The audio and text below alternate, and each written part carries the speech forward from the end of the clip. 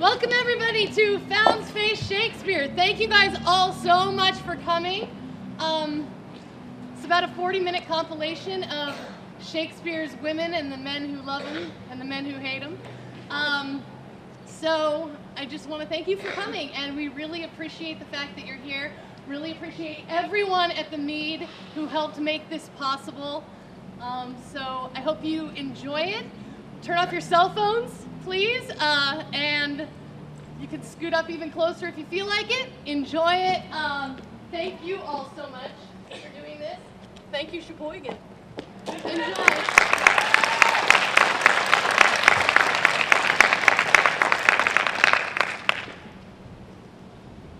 Let me not, to the marriage of true minds, admit impediments. Love is not love which alters when alteration finds, or bends with the remover to remove. Oh no, it is an ever fixed mark that looks on tempests and is never shaken. It is the start to every wandering bud whose worth's unknown, although his height be taken. Love's not time's fool, though rosy lips and cheeks within his bending sickle's compass come. Love alters not with his brief hours or weeks, but bears it out even to the edge of doom. If this be error, and upon me proven, I never writ, nor no man ever loved. Two households, both alike in dignity, in fair Verona where we set our scene. I was fain with my unworthiest hand. Beautiful shrine, but gentle sin is this. My lips to brushing pilgrim stand, to smooth the rough and tender kiss. Good pilgrim, you do wrong your hand too much. It's rather the devotion shows in this, for saints have hands that pilgrims' hands to touch. Palm to palm is holy palmer's kiss. Have not saints lips and holy palmers too? I, pilgrim, lips that they must use in prayer. Oh, that dear saint, let lips do what hands do. They pray. Grant thou lest faith turn to despair. Saints do not move. They'll grant for prayer's sake. Then move not while my prayer's effect I take. Thus from my lips by thy sin is purged.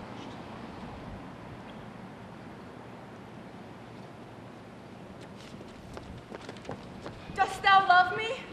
I know thou wilt say aye, and I will take thy word. Yet if thou swearest, thou may prove false. O gentle Romeo, if thou dost love, pronounce it faithfully. Or if thou thinkst I am too quickly won, I'll frown and be perverse and say thee nay. In truth, fair Montague, I am too fond, and therefore thou mayest think my behavior light. But trust me, gentlemen, I'll prove more true than those that have more cunning to be strange. I pray, sir, tell me, is it possible that love should all of a sudden take such hold?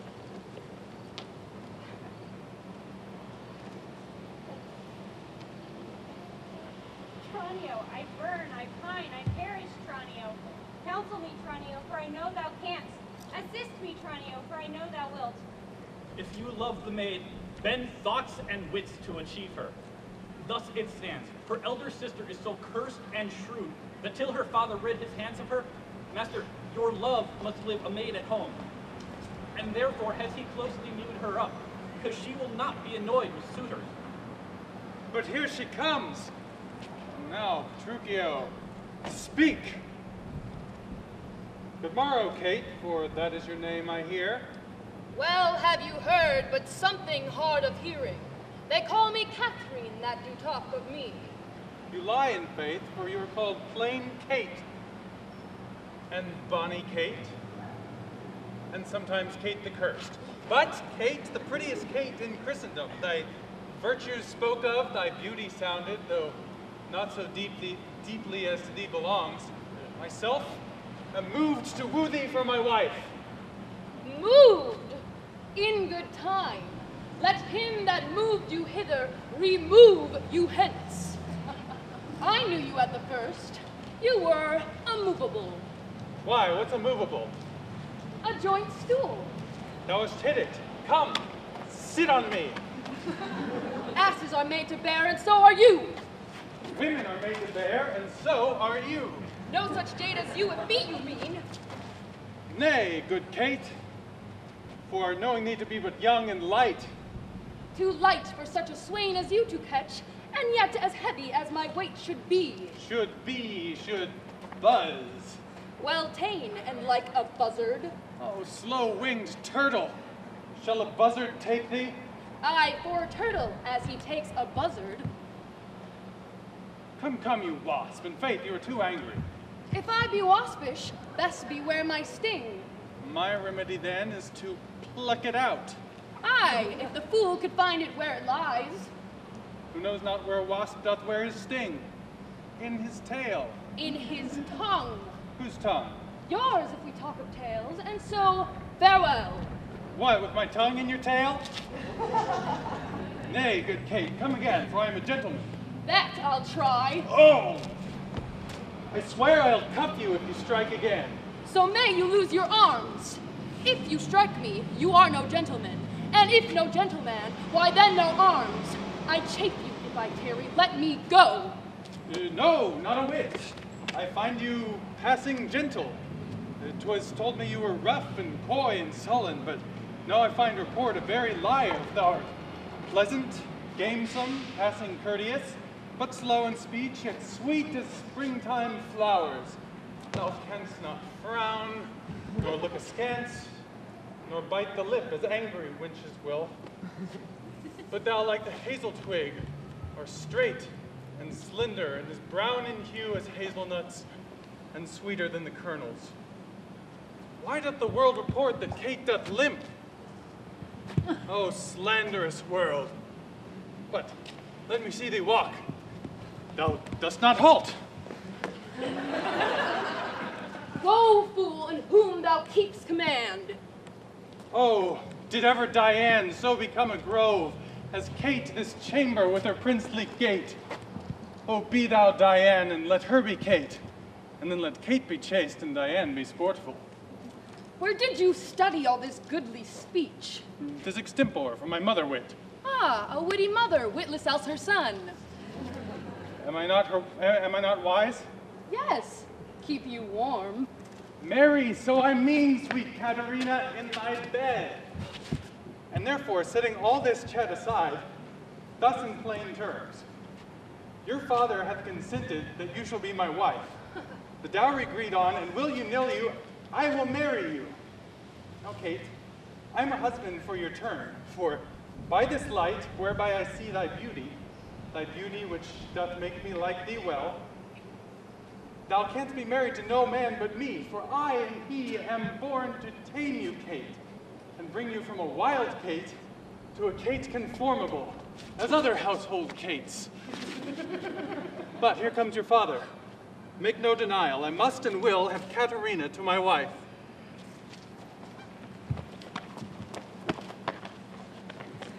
You come hither, my lord, to marry this lady? No. To be married to her, friar, you come to marry her. Lady, you come hither to be married to this count. I do. If either of you know any inward impediment why you should not be conjoined, charge you on your souls to utter it.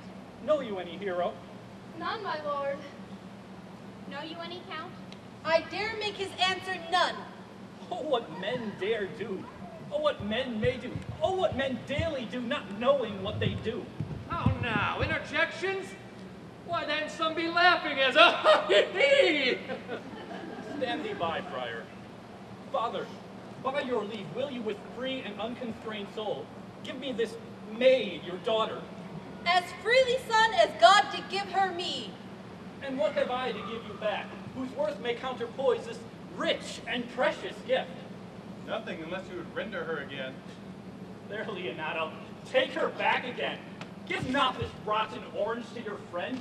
She's but the sign and semblance of her honor. Behold, how like a maid she blushes. Would you not swear, all you that see her, that she were a maid by these exterior shows? But she is none. She knows the heat of a luxurious bed. Her blush is guiltiness, not modesty. Is my lord well that he doth speak so wild?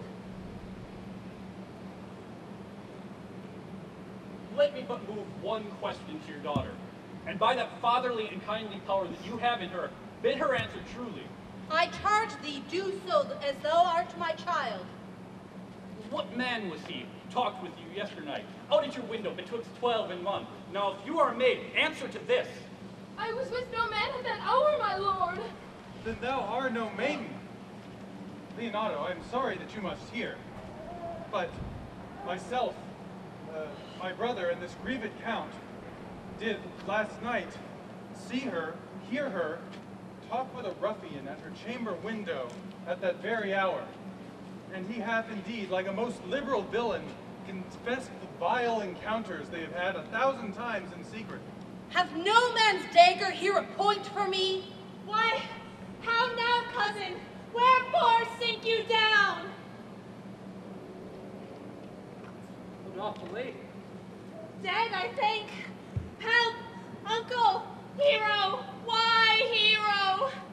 Uncle! Signor Benedict, friar! O fate, take not away that heavy hand. Death is the fairest cover for her shame that may be wished for. How now, cousin hero? Dost thou look up?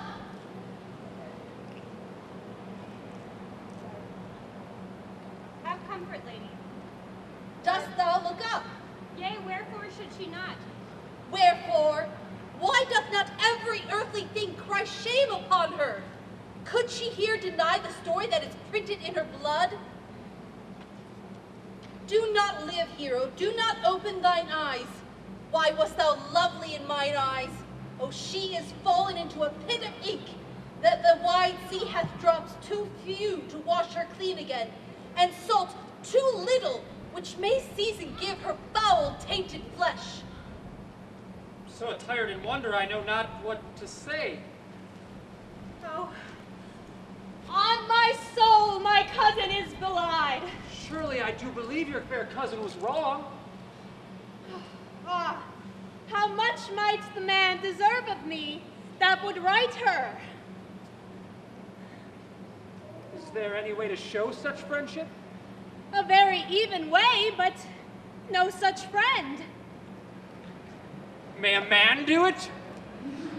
It is a man's office, but not yours. I do love nothing in the world so well as you. Is that not strange? As strange as the thing I know not.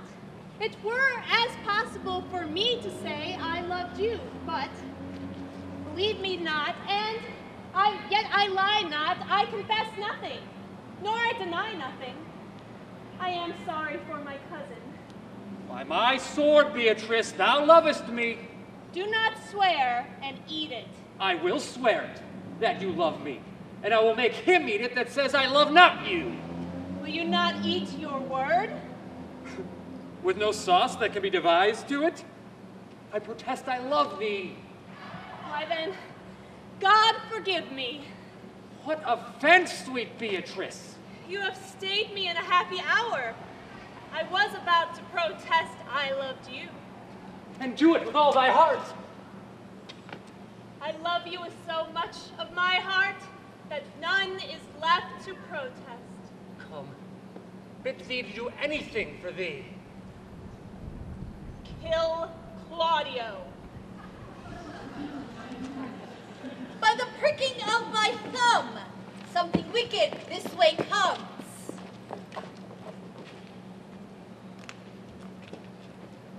What is your tidings? The king comes here tonight.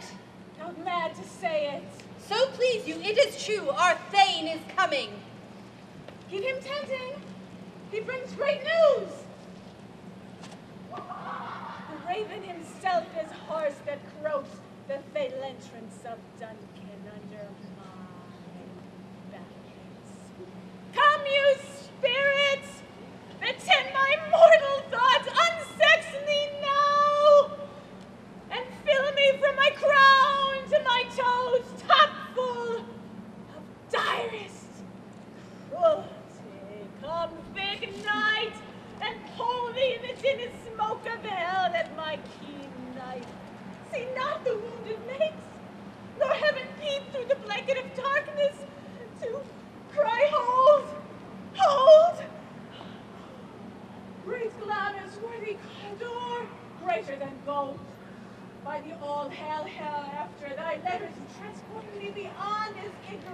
present. And I feel now the future in the instance. My dearest love, Duncan comes here tonight. And when goes hence? Tomorrow, as he purposes. Oh, never shall that morrow see. Your face, my fame is as a book where men may find strange matters to beguile the time. Look like the time. Ere welcome in your eye, your hand, your tongue, look like the innocent flower. But bear the serpent under it. He that's coming must be provided for, and you shall put this night's business into my dispatch.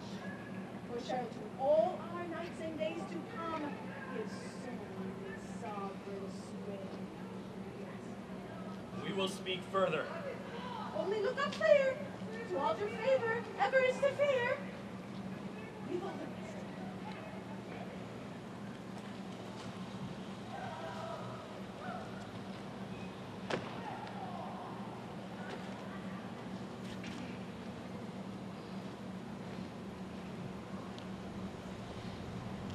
Who's there? Othello, Aye, Desdemona. will you come to bed, my lord? Have you prayed tonight, Desdemona? Aye, my lord. If you bethink yourself of any crime unreconciled as yet to heaven and grace, solicit for it straight. Alas, my lord, I know not what you mean by that. Well, do it, and be brief.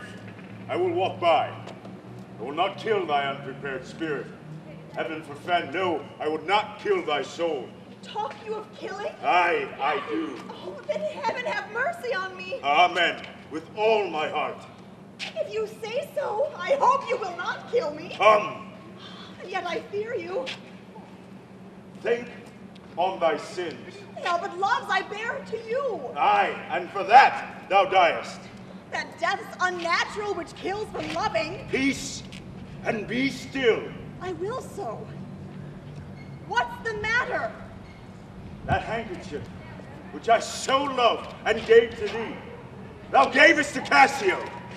No, by my life and soul, send for the man and ask him. Sweet soul, take heed. Take heed of thy perjury. Thou art on thy deathbed. Aye, but not to die. Yes, presently. Therefore, confess thee freely of thy sin. For to deny each article with oath cannot remove nor choke the strong conception I do groan withal. Thou art to die. Then Lord have mercy on me. Amen, I say. And have you mercy too? I never did offend you in my life. Never loved Cassio, but with general warranty of heaven as I might love. I never gave him token. By heaven, I saw my handkerchief in his hand. Oh, perjured woman, thou dost stone my heart, and makest me call what I intend to do a murder, which I thought a sacrifice? I saw the handkerchief. He found it then. I never gave it him. He sent for him hither. He let him confess the truth. He hath confessed What, my lord? that he hath used thee. How? Unlawfully? Aye. He will not say so. No, his mouth is stopped. Honest Iago hath ta'en order for it. My fear interprets. What, is he dead? Had all his hairs been lives, my great revenge had stomach for them all. Alas, he is betrayed and I undone. Out, strumpet! Weepest thou for him to my face? Oh, banish me, my lord, but kill me not! Down, strumpet! Kill me tomorrow, please, let me live tonight! Nay, if you strive, Oh, but half an hour! being done, there is no cause. Let me say one prayer! It is too late!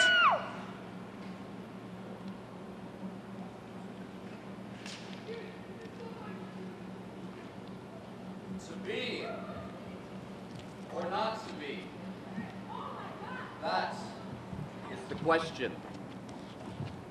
Whether 'tis nobler in the mind to suffer the slings and arrows of outrageous fortune, or to take arms against a sea of troubles, and by opposing end them, to die, to sleep, no more. And by a sleep to say we end the heartache and the thousand natural shocks that flesh is heir to 'Tis a consummation devoutly to be wished. To die, to sleep, perchance to dream. Aye, there's the rub. For in that sleep of death, what dreams may come when we have shuffled off this mortal coil? Must give us pause. That's the respect that makes calamity of so long life. For who would bear the whips and scorns of time? The oppressor's wrong, the proud man's contumely, the pangs of despised love, the law's delay, the insolence of office, and the spurns that patient merit of the unworthy take, when he himself might his quietus make with a bare bodkin? Who would fardels bear to grunt and sweat under a weary life? But that the dread of something after death, the undiscovered country from whose bourne no traveler returns, puzzles the will, makes us rather bear those ills we have than fly to others that we know not of. Thus, conscience does make cowards of us all, and thus the native hue of resolution is sicklied o'er the pale cast of thought, and enterprises with great pith and moment. With this regard, their currents turn awry, and lose the name of action. Soft you now. The fair Ophelia, nymph in thy orisons, be all my sins remembered. Good, my lord. How does your honor this many a day? I humbly thank you. Well.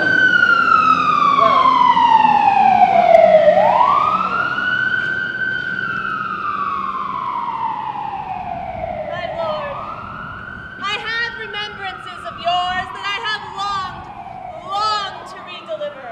I pray you, now receive them. No, not I. I never gave you aught. My honored lord, you know right well you did, and with them words of so sweet breath composed that made these words more rich.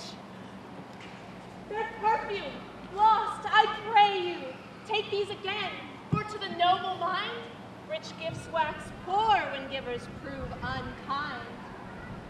There, my lord. Are you honest? My lord? Are you fair? What means your lordship? That should you be honest and fair, your honesty should admit no discourse to your beauty. What? Could beauty, my lord, have better commerce than with beauty? Aye, truly. For the power of beauty will sooner transform honesty from what it is to a bawd, than the force of honesty can translate beauty into his likeness. This was some time a paradox, but the time now gives it proof. I did love you once. Indeed, my lord, you made me believe so. Well, you should not have believed me. For virtue cannot so inoculate our old stock, but we shall relish of it. I loved you not. I was the more deceived. Get thee to a nunnery! Why wouldst thou be a breeder of sinners? I am myself indifferent and honest, but yet I can accuse me of such things that it were better my mother had not borne me. I am very proud, revengeful, ambitious, with more offenses at my beck than I have thoughts to put them in. Imagination to give them shape, or time to act in them. What should such fools as I do crawling between earth and heaven? We are errant knaves all. Believe none of us. Go thy ways to a nunnery. Where is your father? At home, my lord. Then let the doors be shut on him, so that he may play the fool nowhere but in his own house. Farewell. Oh, help him, you sweet heavens. Or if thou dost marry, I give thee this plague for thy dowry. Be thou as chaste as ice, as pure as snow. Thou shalt not escape calumny. Get thee to a nunnery, go. Farewell. Or, if thou dost marry a fool, for wise men know what monsters you make of them, to a nunnery go. Oh, heavenly powers, restore him! I have heard of your paintings too well enough. God has given you one face and you make yourselves another. You jig and you amble and you lisp and you nickname God's creatures and make your wantonness your ignorance. I'll no more on it. It hath made me mad. I say, we will have no more marriages. Those that are married, all but one shall live, the rest shall keep as they are. To a nunnery, go!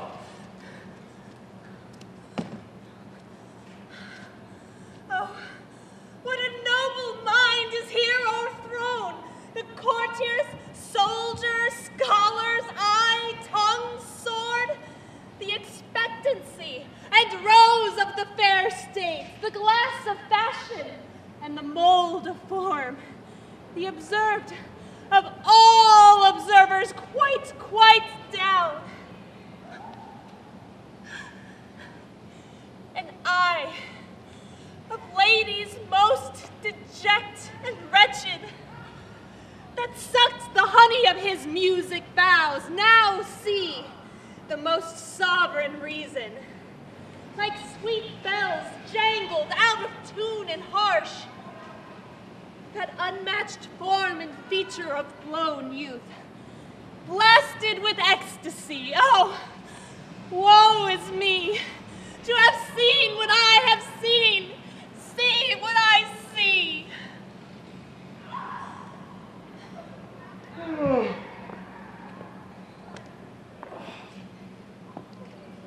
dreamt my lady came and found me dead. Strange dream. That gives a dead man leave to think, and breathes such life with kisses in my lips that I revived and was an emperor. Ah, me, how sweet is love itself possessed, when but love's shadows are so rich in joy.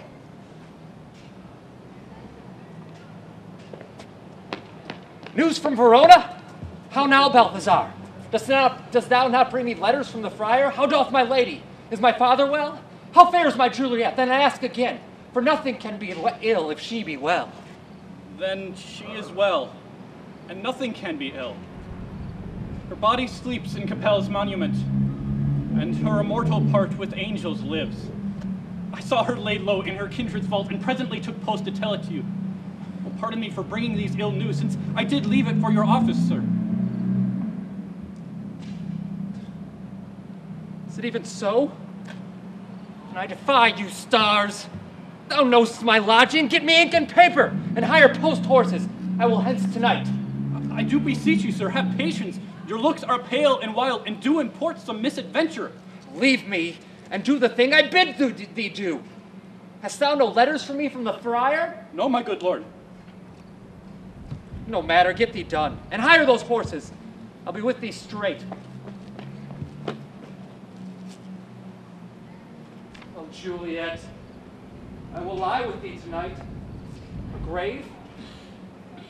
Oh no, a lantern, slaughtered youth. For here lies Juliet, her beauty makes this vault a feasting presence full of light. Death, lie thou there, by a dead man interred. How oft when men are at the point of death, have they been merry? Oh, my love, my wife, death that hath sucked the honey from thy breath, hath had no power yet upon thy beauty. Thou art not conquered, beauty's ensign yet is crimson in thy lips and in thy cheeks. Why art thou yet so fair? Shall I believe that unsubstantiated death is amorous? And that the lean and horrid monsters keep thee here in the dark to be his paramour? For fear of that, I will stay with thee, and never from this place of dim night. I will never depart again. Eyes, look your last. Arms, take your last breath, or arms, take your last embrace, and lips. Oh, you the doors of breath, seal with the righteous kiss, a dateless bargain to engrossing death. Here's to my love.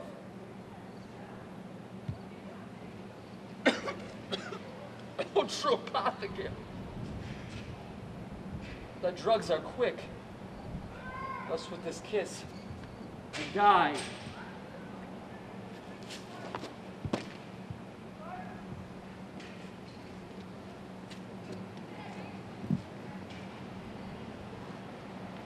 Where is my lord? I do remember well where I should be, and there I am. Where is my Romeo? Once there a cup, closed in the true love's hand? Poison I see hath his timeless end.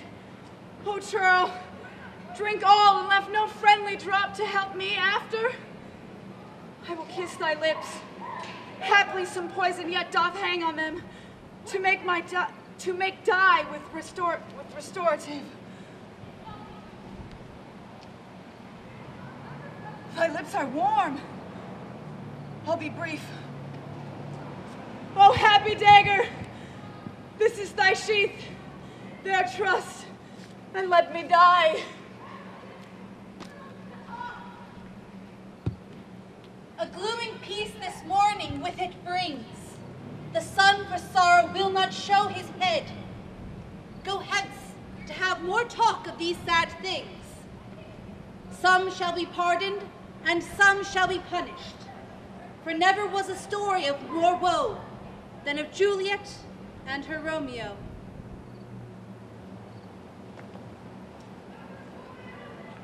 If we shadows have offended, think but this, and all is mended. That you have but slumbered here, while these visions did appear. And this weak and idle theme, no more yielding, but a dream. Gentles, do not reprehend. If you pardon, we will mend. And as I am an honest puck, if we have unearned luck, now to escape the serpent's tongue, we shall make amends ere long, else the puck a liar call. So, good night unto you all. Give me your hands, if we be friends, and Robin shall restore amends.